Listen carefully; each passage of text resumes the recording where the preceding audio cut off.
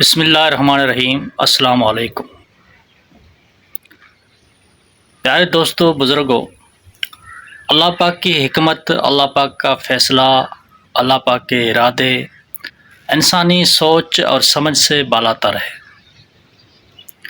اللہ پاک وہ کرتا ہے جو انسان کا ذہن سوچ بھی نہیں سکتا، جس کو انسان کا ذہن ماننے کے لیے تیار بالکل نہیں ہے، اللہ پاک وہ کر کے دکھاتا ہے۔ مثال کے طور پر حضرت ابراہیم علیہ السلام 40 دن آگ میں رہے اور فرماتے ہیں کہ میری زندگی کے وہ بہترین دن تھے جو میں آگ کے اندر تھا۔ اللہ پاک نے اپنی حکمت، اپنی قدرت سے وہ کر کے دکھایا جو ناممکن تھا۔ موسیٰ علیہ السلام کو دریائے نیل میں جو اس کی قوم کو 12 راستے اللہ پاک نے بنا کے دیے، اسی دریا سے پیچھے سے آنے والے کافر غرق ہو گئے۔ ایسے بہت سارے مثال قرآن شریف ہمیں دہرا کر سمجھاتا ہے، بتاتا ہے، محض اس لیے کہ ہمیں سمجھانے کے لیے اللہ پاک بتا رہا ہے۔ تو اللہ پاک کی حکمت، اللہ پاک کی قدرت، اللہ پاک کے فیصلے انسان کی سوچ اور سمجھ سے بالاتر ہے۔ اللہ پاک وہ کرتا ہے جو کرنے جیسا نہیں ہوتا۔ اللہ پاک ایسا کرتا ہے، وہاں سے کرتا ہے، کدھر سے کرتا ہے، کیسے کرتا ہے، یہ انسان کی سوچ اور سمجھ سے بالاتر ہے۔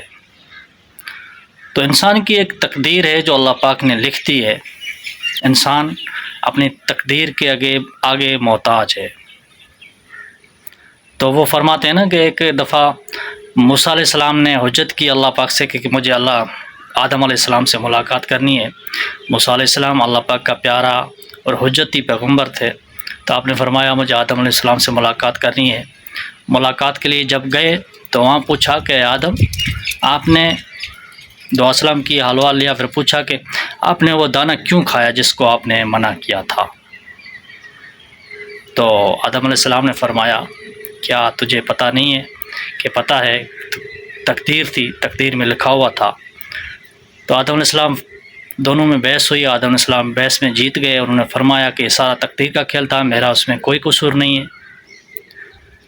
تو یہ تقدیر کا سارا جو کھیل ہوتا ہے، اس سے کہنے کا مطلب یہ ہے کہ انبیاء علیہ السلام، دنیا کا کوئی بھی انسان اس سے جیت نہیں سکتا۔ وہ تقدیر کا کھیل ایسے ہی ہوتا ہے جیسے اللہ پاک نے لکھ دیا ہو۔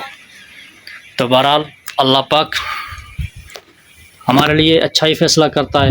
ہمیں دیکھنے میں بازار کچھ باتیں ایسی نظر آتی ہیں جو ہمارے نقصان میں ہوتی ہیں، مگر اللہ کی حکمت اور اللہ کی قدرت سے اگر دیکھا جائے تو انسان کے فائدے کی چیز ہوتی ہے۔ تو اپنے تقدیر پہ صبر کریں، اللہ پہ بھروسہ کریں اور زندگی کو خوش اسلوبی کے ساتھ گزاریں۔ جزاک اللہ۔